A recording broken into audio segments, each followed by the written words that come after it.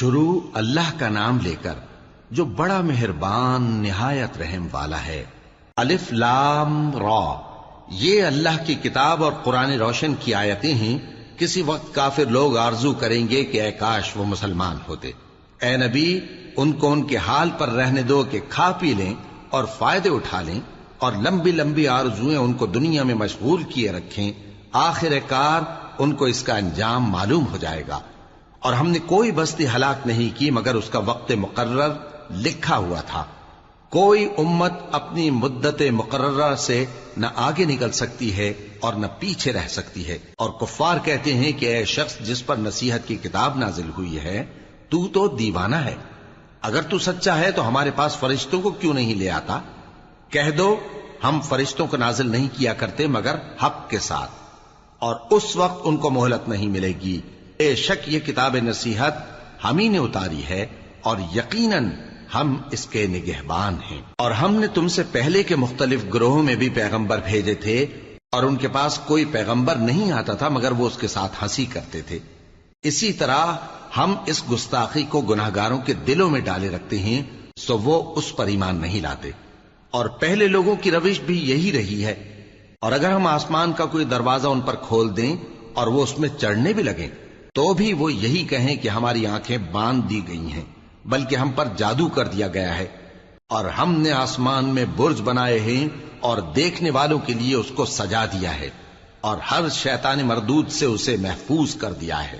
ہاں، اگر کوئی چوری سے سننا چاہے تو ایک روشن انگارہ اس کے پیچھے لپکتا ہے۔ اور زمین کو ہم نے پھیلایا اور اس میں پہاڑ بنا کر رکھ دیے، اور اس میں ہر ایک چیز اندازے سے اگائی۔ اور ہم نے تمہارے لیے اور ان لوگوں کے لیے جن کو تم روزی نہیں دیتے اس میں معاش کے سامان پیدا کیے، اور ہمارے ہاں ہر چیز کے خزانے ہیں، اور ہم اس کو بمقدار مناسب اتارتے رہتے ہیں۔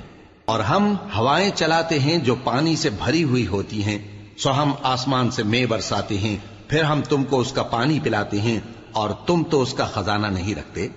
اور یقیناً ہم ہی حیات بخشتے اور ہم ہی موت دیتے ہیں، اور ہم ہی سب کے وارث ہوں گے۔ اور جو لوگ تم میں پہلے گزر چکے ہیں ہم کو معلوم ہے، اور جو پیچھے آنے والے ہیں وہ بھی ہم کو معلوم ہے۔ اور تمہارا پروردگار قیامت کے دن ان سب کو جمع کرے گا، وہ بڑا دانا ہے، خبردار ہے۔ اور ہم نے انسان کو کھنکھناتے سڑے ہوئے گارے سے پیدا کیا ہے، اور جنوں کو اس سے بھی پہلے بے دھوئیں کی آگ سے پیدا کیا تھا۔ اور وہ وقت قابل ذکر ہے جب تمہارے پروردگار نے فرشتوں سے فرمایا تھا کہ میں کھنکھناتے سڑے ہوئے گارے سے بشر بنانے والا ہوں، بس جب میں اس کو درست کر لوں اور اس میں اپنی طرف سے روح پھونک دوں تو اس کے آگے سجدے میں گر پڑنا۔ چنانچہ فرشتے تو سب کے سب سجدے میں گر پڑے مگر شیطان کہ اس نے سجدہ کرنے والوں کے ساتھ ہونے سے انکار کیا۔ فرمایا اے ابلیس، تجھے کیا ہوا کہ تو سجدہ کرنے والوں میں شامل نہ ہوا؟ اس نے کہا میں ایسا نہیں ہوں کہ انسان کو جس کو تو نے کھنکھناتے سڑے ہوئے گارے سے بنایا ہے سجدہ کروں۔ فرمایا یہاں سے نکل جا کہ اب تو مردود ہے اور تجھ پر قیامت کے دن تک لعنت برسے گی۔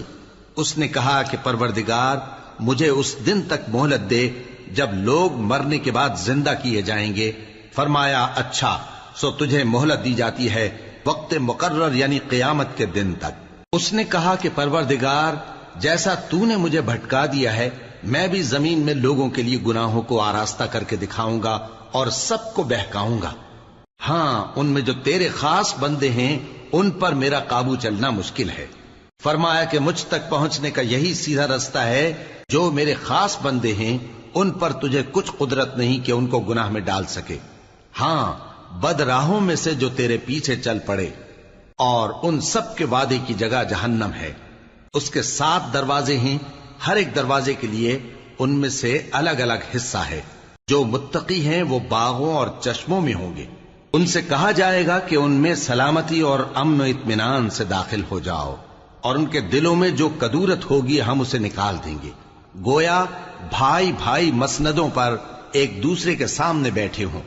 نہ ان کو وہاں کوئی تکلیف پہنچے گی اور نہ وہ وہاں سے نکالے جائیں گے۔ اے پیغمبر میرے بندوں کو بتا دو کہ میں بڑا بخشنے والا ہوں، بڑا مہربان ہوں، اور یہ کہ میرا عذاب بھی درد دینے والا عذاب ہے۔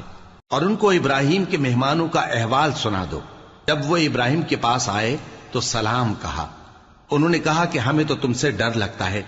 مہمانوں نے کہا کہ ڈریے نہیں، ہم آپ کو ایک دانشمند لڑکے کی خوشخبری دیتے ہیں۔ وہ بولے کہ جب مجھے بڑھاپے نے آ پکڑا تو تم خوشخبری دینے لگے، اب کاہے کی خوشخبری دیتے ہو؟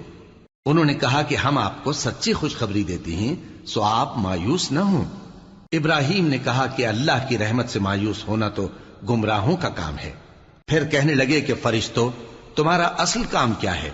انہوں نے کہا کہ ہم ایک گناہگار قوم کی طرف بھیجے گئے ہیں کہ اس کو عذاب کریں، مگر لوط کے گھر والے کہ ان سب کو ہم بچا لیں گے، البتہ ان کی بیوی کہ اس کے لیے ہم نے ٹھہرا دیا ہے کہ وہ پیچھے رہ جائے گی۔ پھر جب فرشتے لوط کے گھر آئے تو انہوں نے کہا کہ تم تو ناآشنا سے لوگ ہو۔ وہ بولے کہ نہیں، بلکہ ہم آپ کے پاس وہ چیز لے کر آئے ہیں جس میں لوگ شک کرتے تھے، اور ہم آپ کے پاس یقینی بات لے کر آئے ہیں اور ہم سچ کہتے ہیں۔ تو آپ کچھ رات رہے سے اپنے گھر والوں کو لے نکلیں اور خود ان کے پیچھے چلیں، اور آپ میں سے کوئی شخص پیچھے مڑ کر نہ دیکھے، اور جہاں آپ کو حکم ہو وہاں چلے جائیے۔ اور ہم نے لوط کی طرف وہی بھیجی کہ ان لوگوں کی جڑ صبح ہوتے ہوتے کاٹ دی جائے گی، اور اہل شہر لوط کے پاس خوش خوش دوڑے آئے۔ لوط نے کہا کہ یہ میرے مہمان ہیں، کہیں ان کے بارے میں مجھے رسوا نہ کرنا، اور اللہ سے ڈرو اور میری بے آبروئی نہ کرو۔ وہ بولے، کیا ہم نے تم کو سارے جہان کی حمایت و طرفداری سے منع نہیں کیا؟ انہوں نے کہا کہ اگر تمہیں کرنا ہی ہے تو یہ میری قوم کی لڑکیاں ہیں، ان سے شادی کر لو۔ اے نبی، تمہاری جان کی قسم، وہ اپنی مستی میں مدہوش ہو رہے تھے، سو ان کو سورج نکلتے نکلتے چنگھاڑ نے آ پکڑا، اور ہم نے ان بستیوں کو الٹ کر نیچے اوپر کر دیا اور ان پر کھنگر کی پتھریاں برسائیں۔ بے شک اس قصے میں اہل فراست کے لیے نشانی ہے، اور وہ بستیاں اب تک شام جانے والے سیدھے رستے پر موجود ہیں۔ بے شک اس میں ایمان لانے والوں کے لیے نشانی ہے۔ اور بن کے رہنے والے یعنی قوم شعیب کے لوگ بھی گناہگار تھے، تو ہم نے ان سے بھی بدلہ لیا، اور یہ دونوں شہر کھلے رستے پر موجود ہیں۔ اور وادی ہجر کے رہنے والوں نے بھی پیغمبروں کی تکذیب کی، ہم نے ان کو اپنی نشانیاں دی اور وہ ان سے منہ پھیرتے رہے، اور وہ پہاڑوں کو تراش تراش کر گھر بناتے تھے کہ امن و اطمینان سے رہیں گے۔ آخر زوردار آواز نے ان کو صبح ہوتے ہوتے آ پکڑا، اور جو کام وہ کرتے تھے وہ ان کے کچھ بھی کام نہ آئے۔ اور ہم نے آسمانوں اور زمین کو اور جو مخلوقات ان میں ہے سب کو تدبیر کے ساتھ پیدا کیا ہے، اور قیامت تو ضرور آ کر رہے گی، تو تم ان لوگوں سے اچھی طرح سے درگزر کرو۔ کچھ شک نہیں کہ تمہارا پروردگار ہی سب کچھ پیدا کرنے والا ہے، جاننے والا ہے۔ اور ہم نے تم کو 7 آیتیں جو نماز میں دہرا کر پڑھی جاتی ہیں، یعنی سورہ الحمد اور عظمت والا کلام عطا فرمایا ہے۔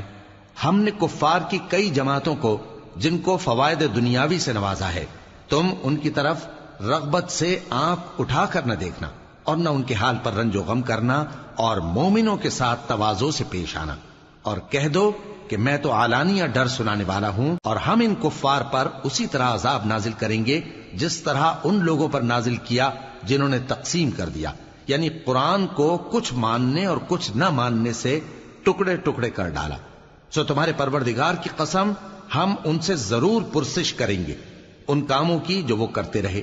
پس جو حکم تم کو اللہ کی طرف سے ملا ہے وہ لوگوں کو بے دھڑک سنا دو، اور مشرکوں کا ذرا خیال نہ کرو۔